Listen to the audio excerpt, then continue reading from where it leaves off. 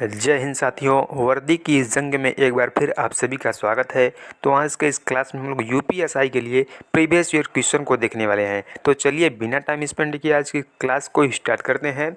यह जो सेट है वो 16 नवंबर 2021 का है। आप लोग देख सकते हैं यहाँ पर पोस्ट नेम में एसआई सिविल 2021 का है। तो चलिए बिना टाइम स्पेंड किए आज के इस क्लास को स्टार्ट करते हैं। पहला क्वेश्चन आपके स्क्रीन पर, इनमें से कौन सा शब्द सांप का पर्यायवाची है? तो सांप के जो पर्यायवाची हैं वो तीनों शब्द हैं। क्वेश्चन नंबर 1 का आंसर हमारा डी राइट होगा।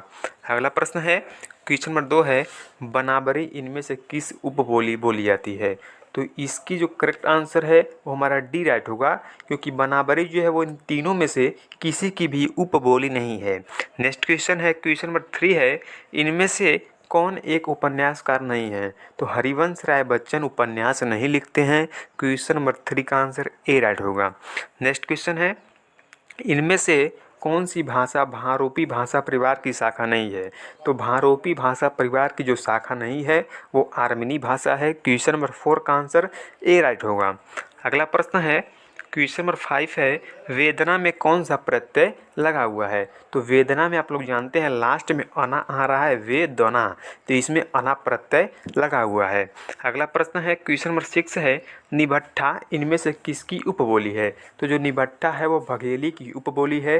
क्वेश्चन नंबर 7 है, वसंत तिलका का दूसरा नाम क्या है? वसंत तिलका का दूसरा नाम सिंघोनता है। क्वेश्चन नंबर 7 का आंसर सी राइट होगा। नेक्स्ट क्वेश्चन है, पहली भाषा के सर्वप्रथम व्याकरण कौन है? तो पहली भाषा के सर्वप्रथम व्याकरण जो है वो कंचायन है। क्वेश्चन नंबर 8 का आंसर सी राइट होगा। नेक्स्ट क्वेश्चन है, इनमें से कागज शब्द का बहुवचन क्या होगा? तो कागज शब्द का बहुवचन जो होता है वो कागजात होता है। अगला प्रश्न है हमारा, इसका जो करेक्ट आंसर हो जाएगा वो कागजात हो जाएगा। अगला प्रश्न है 10 नंबर, हिंदी वर्णमाला में व्यंजनों वर्णों की संख्या कितनी है? तो 33 व्यंजन वर्णों की संख्या होती है। अगला प्रश्न है, क्वेश्चन नंबर 11 है, समास के संदर्भ में इनमें से कौन सा कथन गलत है? तो तीसरा वाला जो ऑप्शन दिया गया है, तत्पुरुष समास में अंतिम पद गौड़ होता है, ये जो वाक्य दिया गया है ये गलत है। तो क्वेश्चन नंबर 11 का आंसर सी राइट हो जाएगा।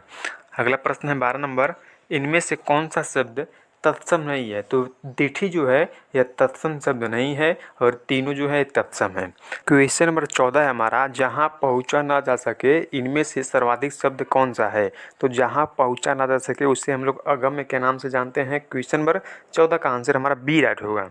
नेक्स्ट क्वेश्चन है 15 नंबर क्वेश्चन है, इनमें से कौन सा शब्द स्तुति का विलोम शब्द है? तो स्तुति का विलोम शब्द निंदा होता है। क्वेश्चन नंबर 15 का आंसर सी राइट होगा।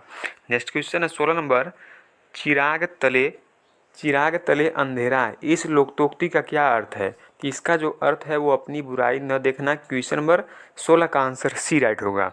नेक्स्ट क्वेश्चन है 17 नंबर, आग और राग का कवि किसे कहा जाता है? तो रामधारी सिंह दिनकर को आग और राग का कवि कहा जाता है। क्वेश्चन नंबर 17 का आंसर बी राइट होगा। नेक्स्ट क्वेश्चन है, इनमें से कविता छंद का भेद कौन सा सही नहीं है? तो कविता छंद का जो भेद नहीं है वो मतंग यंद है। क्वेश्चन नंबर 18 का आंसर सी राइट होगा। नेक्स्ट क्वेश्चन है, क्वेश्चन नंबर 19 है, निम्नलिखित में निर्देशक चिन्ह कौन सा है? तो निर्देशक चिन्ह जो है वो आप लोग जानते हैं ये ऐसे छोटा सा होता है, माइनस से छोटा वाला। अगला प्रश्न है, क्वेश्चन नंबर 20 है, इनमें से कौन सा वाक्य शुद्ध है? तो ऑप्शन नंबर डी में जो लिखा गया है वहाँ केवल 2 लोग थे, तो ये जो ऑप्शन है ये बिल्कुल प्योर है। अगला प्रश्न है, क्वेश्चन नंबर 21 है, मुख्यमंत्री ने घोषणा की में कर्मवाच्य में बदलने पर क्या होगा? तो कर्मवाच्य में इसे जब बदलेंगे हम लोग तो मुख्यमंत्री के द्वारा घोषणा की गई।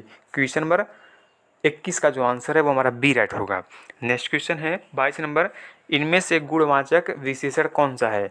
तो गुणवाचक जो विशेषण है ये तीनों हैं, यानी कि गरीब, सूखा और पीला सा जो है तीनों जो हैं ये गुणवाचक विशेषण हैं। अगला प्रश्न है, क्वेश्चन नंबर 23 है, इनमें से सकर्मक क्रिया का उदाहरण कौन सा है?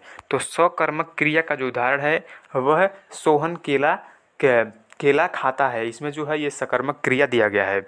अगला प्रश्न है, इनमें से कौन सा शब्द स्वाधीनता का पर्यायवाची है? स्वाधीनता का पर्यायवाची शब्द स्वतंत्रता होता है। क्वेश्चन नंबर 24 का आंसर डी राइट होगा। नेक्स्ट क्वेश्चन है 25 नंबर, परसर्ग के सहायक शब्द हैं, यानी कि जो शब्दों के बीच में संबंध स्थापित करते हैं वह परसर्ग के सहायक शब्द होते हैं। अगला प्रश्न है क्वेश्चन नंबर 26 है, इनमें से कौन सा शब्द हिंसा का विलोम है? तो हिंसा का विलोम शब्द अहिंसा होता है। अगला प्रश्न है 27 नंबर, करुण रस के देवता इनमें से कौन है? तो करुण रस के देवता माने जाते हैं यम। क्वेश्चन नंबर 27 का आंसर डी राइट होगा। अगला प्रश्न है 28 नंबर, गरीबों को वस्त्र दो वाक्य में कौन सा कारक है? तो इसमें जो कारक है वो संप्रदान कारक है। क्वेश्चन नंबर 28 का आंसर ए राइट होगा। अगला प्रश्न है 29 नंबर, प्रश्न संख्या 29 है, असौ न मन्यते कस्मादनुसरणं नल कृति पंक्ति किस लेखक की है? तो यह जो पंक्ति है यह जयदेव जी की है। क्वेश्चन नंबर 29 का आंसर हमारा डी राइट होगा। अगला प्रश्न है, इनमें से कौन सा शब्द कसरत का अनिखार्थिक शब्द है? तो कसरत का अनिखार्थिक जो शब्द है वो व्यायाम है। क्वेश्चन नंबर 30 का आंसर हमारा डी राइट होगा। अगला प्रश्न है, मैंने आम खाया है वाक्य में किसका उदाहरण है? तो इसमें जो है आसन्न भूत का उदाहरण दिया गया है। क्वेश्चन नंबर 31 का आंसर हमारा डी राइट होगा। अगला प्रश्न है क्वेश्चन नंबर 32 है, श्री लाल शुक्ल को किस उपन्यास के लिए कई सारे पुरस्कार प्राप्त हुए हैं? तो राग दरबारी पर इनको बहुत सारे जो पुरस्कार प्राप्त हुए हैं। अगला प्रश्न है क्वेश्चन नंबर 33 है, किस इतिहासकार ने कवियों का क्रम वर्णानुक्रम में से रखा है? तो इसका जो करेक्ट आंसर है वो डी राइट होगा। गारसा द लॉसी जो हैं वो कवियों को एक क्रम में रखे हैं। अगला प्रश्न है क्वेश्चन नंबर 34 है, इनमें से चीप की देवता कहानी के रचनाकार कौन है? तो चीप की देवता एक कहानी है, इसके जो रचनाकार है वो भीष्म साहनी है। क्वेश्चन नंबर 34 का आंसर ए राइट होगा। अगला प्रश्न है 35 नंबर, संग सिंघा की भाषा क्या थी? संत सिंघा यानी संत सिंघा की भाषा पूछ रहा है। तो संत सिंघा की जो भाषा थी वो निमाड़ी थी। क्वेश्चन नंबर 35 का जो आंसर है वो हमारा बी राइट होगा। अगला प्रश्न है 36 नंबर, इनमें से अपील शब्द क्या है? तो अपील शब्द जो है वो विदेशज है। क्वेश्चन नंबर 36 का आंसर हमारा डी राइट होगा। हिंदी का लास्ट क्वेश्चन है हमारा, इनमें से स्थितिवाचक अव्यय कौन सा है? तो स्थितिवाचक जो अव्यय है वो बाहर है। बाहर जो है स्थितिवाचक संज्ञा है। साथियों, यहाँ से हमारे 2-3 क्वेश्चन जो है वो गद्यांश के नीचे के प्रश्नों के उत्तर देने होते हैं। तो आप लोग, मैं आशा करता हूँ कि आप लोग ये प्रश्न कर लेंगे। तो चलिए बिना टाइम स्पेंड किए हम लोग अगले सेशन में जीके के क्वेश्चन को देखेंगे। तो वीडियो काफ़ी लंबा हो जा रहा है, इसलिए हम इसे यहीं पर समाप्त कर रहे हैं। मिलते हैं जीके के क्वेश्चन के साथ।